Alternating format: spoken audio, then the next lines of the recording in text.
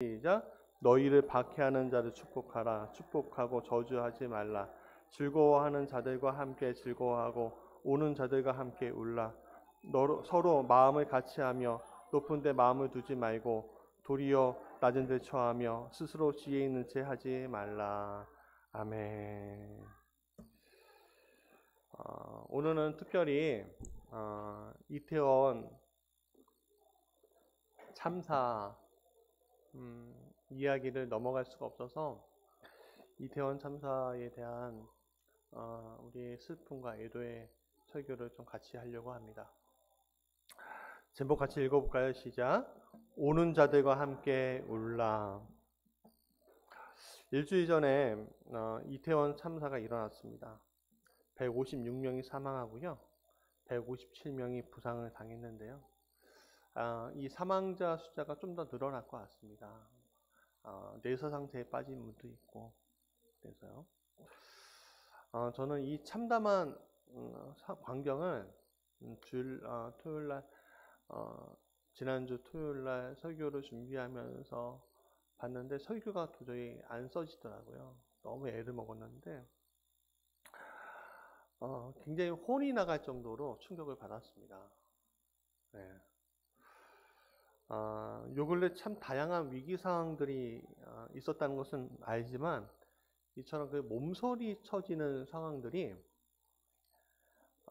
굉장히 무섭고 또 이 아픈 일들을 경험하면서 우리 시대에 얼마나 우리가 위험에 노출되어 있는가라는 사실을 알게 되었습니다. 그래서 이틀 전에 제가 서울에 미얀마 난민 고아들에게 장난감을 보내는 박스를 전달하고요. 낙원상가 들렸다가 시간이 좀 남아서 금요기도회 시간 전에 우리가 좀 있어서 이태원역으로 가봤습니다. 현장에 가봤어요. 그리고 주차하고 나서 가보니까는 이태원역 그 주변에 지금 보시는 사진들이 제가 직접 찍은 겁니다. 이태원역 주변에 이렇게 포스트잇, 국화, 꽃들, 팻말들이 이렇게 있었고요. 수많은 사람들이 저녁 오후 한 3시, 4시였거든요. 수많은 사람들이 거기에서 같이 애통해 하고 있었습니다. 그리고 그 애통한 마음을 또 포스트잇에 써서 또 붙이고요. 제가 그 참사가 일어난 골목을 가봤습니다. 경찰 저지선이 있기 때문에 보지는 못하고 앞에 갔는데 골목이 여기서부터 여기까지 이런 골목이었습니다. 근데 한 사람이 넘어지자 8겹이나 사람들이 쌓였다는 겁니다. 정말 참담한 일들이 일어나는 걸 볼 수 있었습니다. 어떻게 이런 일이 일어날 수 있는지 참담한 마음에 있다가 오늘 본문의 말씀에 제 마음을 맡겼습니다.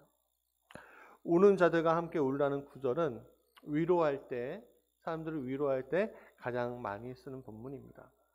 이 본문의 말씀이 오늘 이 시대에 아파하는 이들을 위해 쓰여지길 간절히 원합니다. 첫 번째, 좀 같이 읽어볼까요? 시작. 위로는 눈물에서 시작됩니다. 여러분, 한마디 말보다 눈물 한 방울이 더 많은 말을 할 때가 있습니다. 성경은 우는 자들과 함께 울라고 말하고 있지요. 우는 자들은 어떤 이들입니까? 슬픔을 당하고 아파하고 고통당하는 이들을 뜻합니다. 인생의 가장 중요한 것들이 무너질 때 대부분의 사람들이 목 놓아 울게 되죠.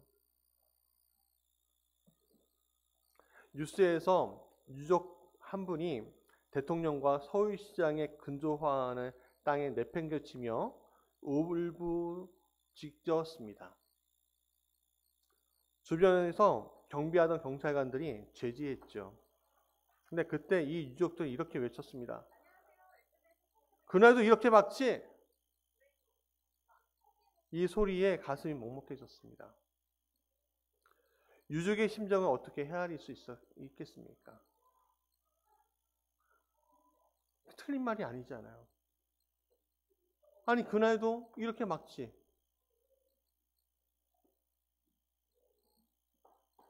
근데 전 또 한 장면을 뉴스에서 보았습니다.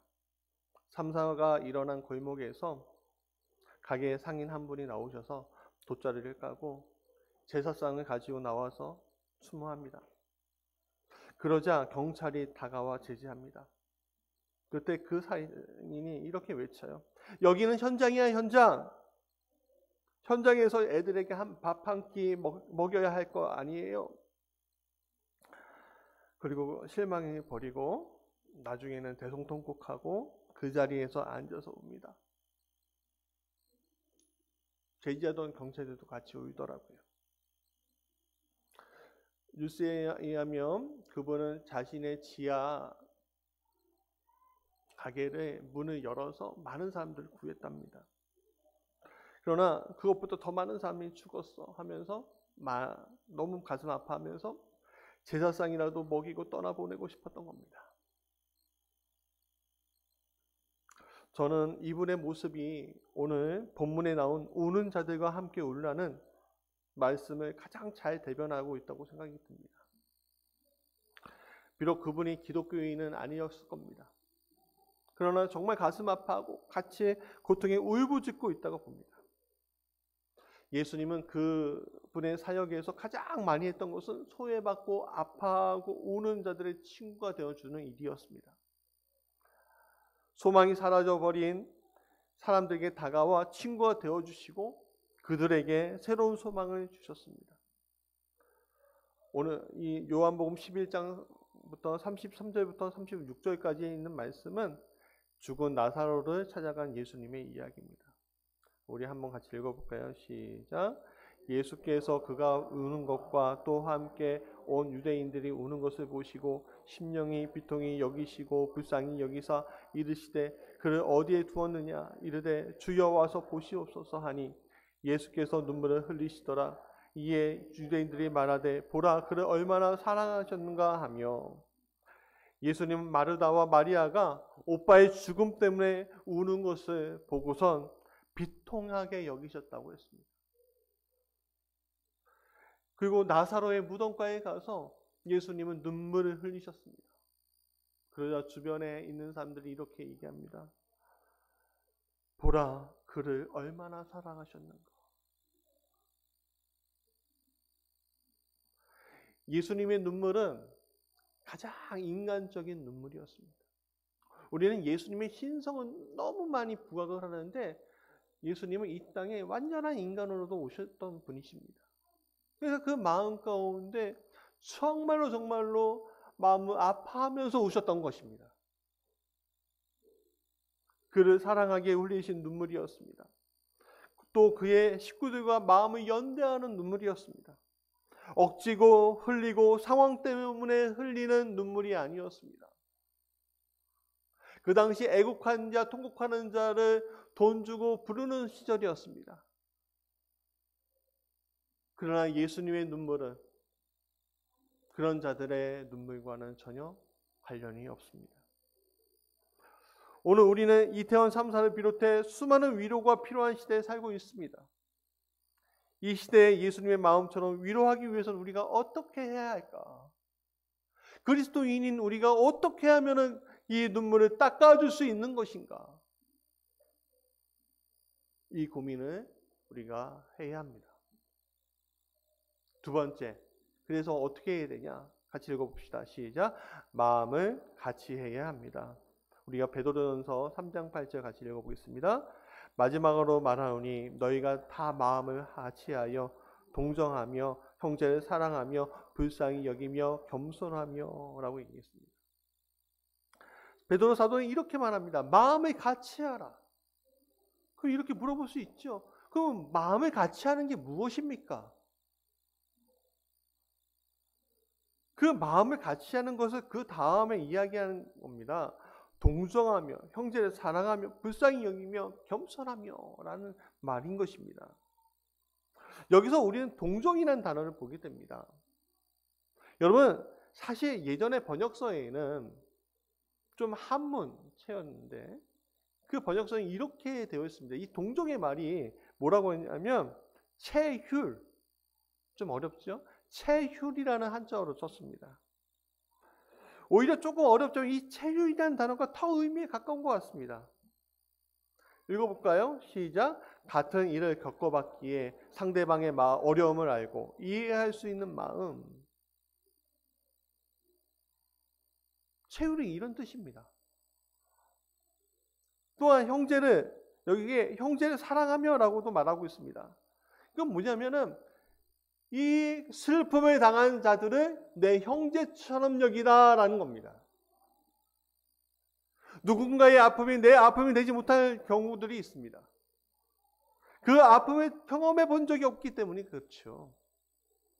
아파 본 사람이 아픈 사람을 더 위로할 줄 압니다. 제가 암에 걸린 한 성도를 위로하러 병원에 갔었습니다.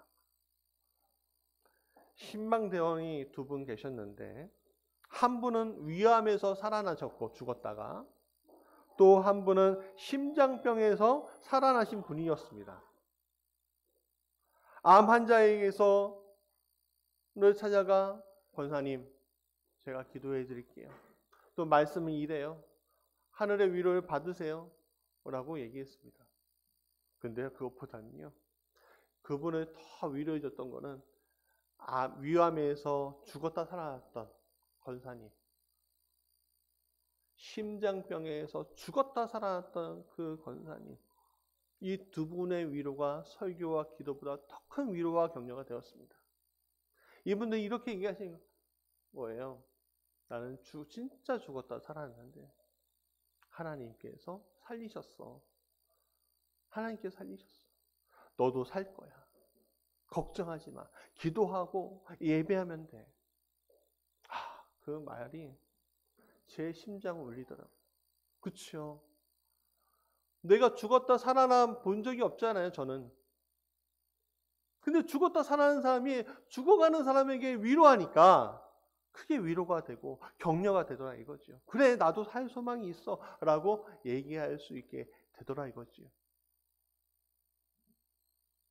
얼마 전에 제 동기의 자녀가 뇌종양 진단을 받고 수술하러 들어갔습니다. 기도해달라는 단체 카톡이 왔었습니다. 저는 기도도 기도지만 수술비를 조금이라도 보탤 수 있도록 약간의 비용을 송금했습니다. 제 아이가 아팠을 때의 마음이 그대로 전해지는 것 같아서 그냥 가만히 있을 수 없었던 거지요. 감사히 아이의 수술은 잘 끝났다고 연락을 받았습니다. 그리고 며칠 전이었습니다. 우리가 미얀마 고아들에게 갈 장난감을 모으고 있는데 택배 하나가 도착합니다.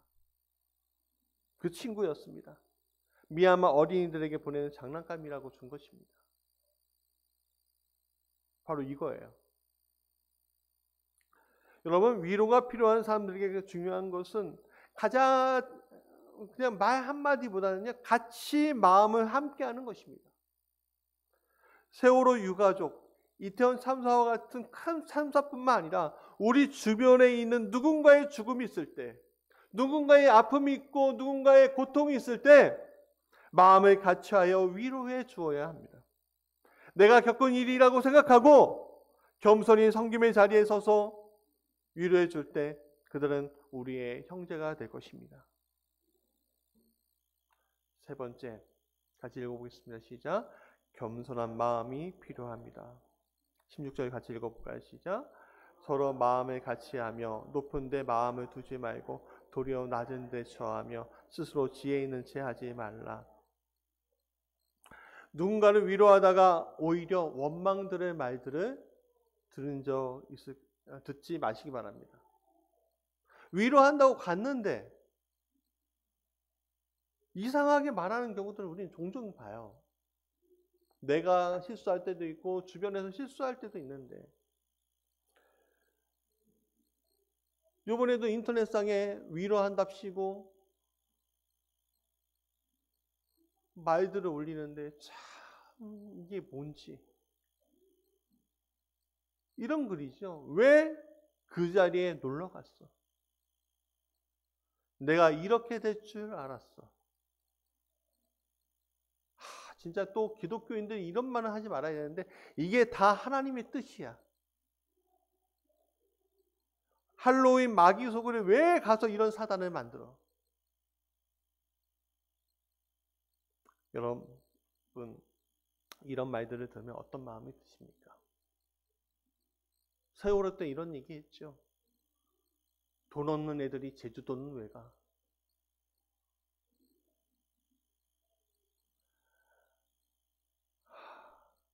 정작 이렇게 이상한 말들을 하는 사람들은 본인이 잘 모릅니다.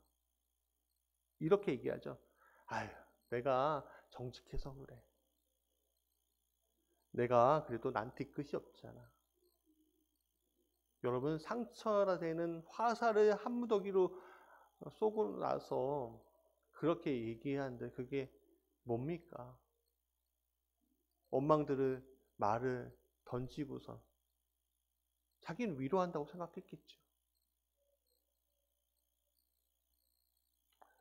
진짜 기독교인들 이런 말 하지 마세요. 다 하나님의 뜻입니다. 하나님 뜻 가운데 있는 거예요. 여러분, 그 하나님의 뜻 가운데 있는 거라는 말은요, 자기 자신이 하는 게 그 위로하러 간 사람이 하는 게 아닙니다. 그 참사, 그 고난을 당하고 난 다음에 그 사람이 그렇게 얘기하는 거예요. 내 자신이 고난을 당했으면 내가 나중에 지나고 보니 이게 모든 것이 하나님의 뜻이었습니다 라고 말하는 것이, 위로하러 간 사람이 이게 하나님의 뜻이에요. 하나님의 계획이 있을 거예요. 그 위로가 아니죠. 그때 그 순간은 어떻게 할 수 있겠어요? 하나님의 뜻을. 하나님의 계획을 알 수가 없습니다. 저도 수많은 고난과 아픔이 있었습니다. 어떨 때는 우리 아이가, 첫째 아이가 태어날 때 갑자기 사역지를 옮기라는 담임 목사님의 이야기에 진짜 집도 저도 없이 사역지를 옮겨야만 했습니다.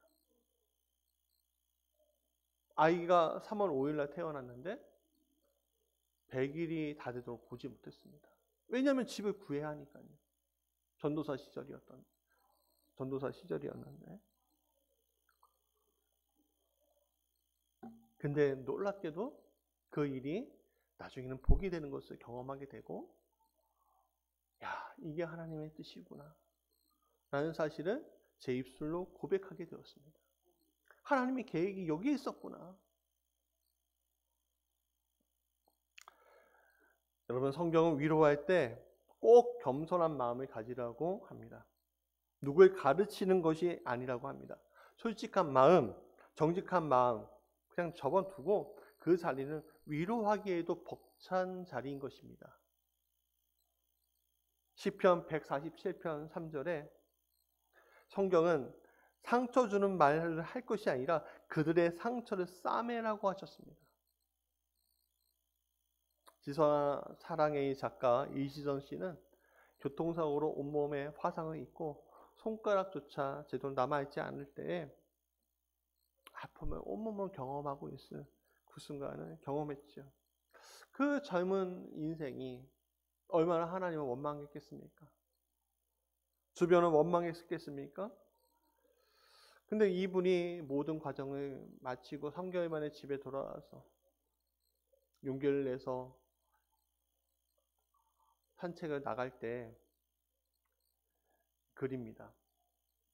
아무것도 할 수 없게 되어버렸지만 가고 싶은 교회도 성가대도 학교도 마음대로 갈 수 없지만 그렇게 모든 걸 잃은 것 같지만 나약한 가운데 상처투성이 몸 가운데 짧아진 손가락에도 하나님은 생명을 주시고 소망을 주시며 날마다 하나님을 향해 손을 들고 찬양하고 싶은 마음을 주십니다. 제가 기도했던 모습은 아니지만 하나님은 삶을 누리게 하시며 큰 일보다는 의미 있는 일을 하게 하실 것을 믿습니다. 저는 축복받은 사람입니다. 며칠 전부터 산책을 시작했어요. 병원 로비에서 뛰기도 하고 엄마는 휠체어 태워 밀기도 하고 거의 한 달 만에 밖에 나갔어요. 병원 나무에 걸린 크고 아름다운 트리 장식도 보았고 흰눈이 펑펑 내리는 것도 봤지요. 오 하나님 감사합니다. 살아있어서 흰눈도 보게 하시고 추운 겨울을 맞게 하시니. 2001년 1월 11일 글입니다. 이진선 씨가 정상적으로 마음이 돌아올 수 있게 된 계기는 부모님과 오빠의 사랑, 또 성도들의 기도 덕분이었습니다. 이진선 씨의 이야기는 우리가 너무 잘 알지요.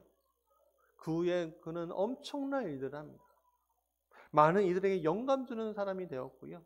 많은 이들을 섬기는 사람이 되었습니다. 세상에 그리스도인으로서 세상에 그리스도의 마음을 전하는 사람이 되었습니다. 이 사람의 말 한마디가요, 설교자 100명이 말하는 것보다 더 능력 있게 되었습니다.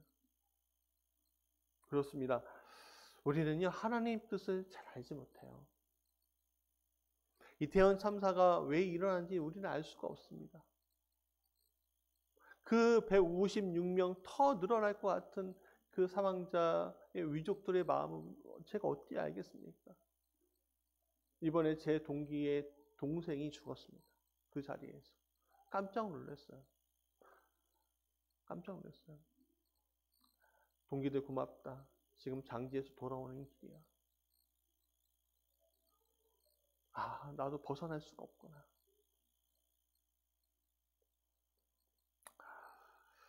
여러분, 하나님 뜻은 우리가 알지 못하고 그 계획조차 알지 못하지만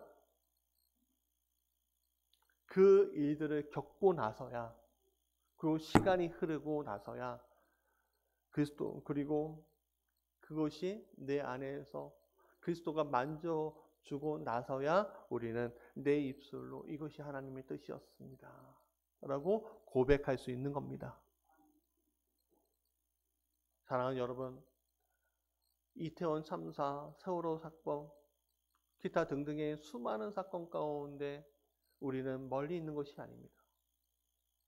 우리는 바로 그 자리에 있을 수 있고 그 자리에서 우리도 고통당할 수 있습니다. 그럴 때 여러분들도 위로받는 사람들이 있어야 합니다. 여러분을 위로해 줄 줄 아는 사람, 여러분들은 마음 다해 섬길 수 있는 사람들이 필요합니다. 우리 교회 공동체가 그런 위로해 줄 수 있는 공동체가 되길 간절히 원합니다. 위로해 본 사람이 위로해 줄 줄 아는 거고, 위로 본 사람이 또 위로해 줄 줄 아는 거겠죠. 위로는 말로 하는 것이 아닙니다. 위로의 자리에 서 있는 우리가 할 것은 기도하고, 오늘 본문 말씀처럼 기도하고 겸손하게 대하는 것밖에 없습니다. 상처 입은 형제가 되돌아올 수 있도록 언제나 그를 반길 수 있도록 준비하는 일밖에 없는 것입니다.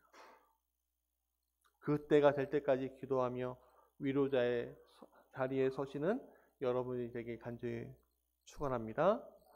말씀의 결론입니다. 주님은 우리가 오는 자들과 함께 올 것을 말씀하셨습니다. 우리는 이런 주님의 말씀에 따라 위로자의 자리에 서야 되는 것입니다. 위로자는 함께 울 수 있는 사람이요, 때로는 함께 웃을 수 있는 사람입니다. 그리고 상처 입은 자가 돌아올 때까지 우리는 기도의 자리를 결코 포기하지 말아야 합니다. 고통과 적막, 아픔과 상처, 외로움 등으로 똘똘 뭉친 오늘의 세대를 보십시오. 노년서부터 어린아이까지 그 상처 앞에 그냥 무방비로 노출되어 있습니다. 어쩌면 우리조차도 그 무방비로 노출되어 있는 우리조차도 우리는 그 사실을 알지 못한 채 있는지도 모르겠습니다. 근데 그 아픔을 위로해 줄 수 있는 분은 오직 예수님이십니다. 여러분, 그 예수님이 여러분 한 사람 한 사람, 고통을 당하는 한 사람 한 사람을 위해 십자가에 지셨고 그 아픔까지도 십자가에서 경험하셨습니다. 그러기에 주님밖에는 돌아오게 할 이가 없다고 고백하시고 기도의 자리에서, 위로의 자리에서 겸손하게 서서 위로해주는 여러분이 될 때 이 시대의 진정한 위로자가 될 줄 믿습니다. 사람들은 그 사람들을 그리스도인이라 부를 것입니다.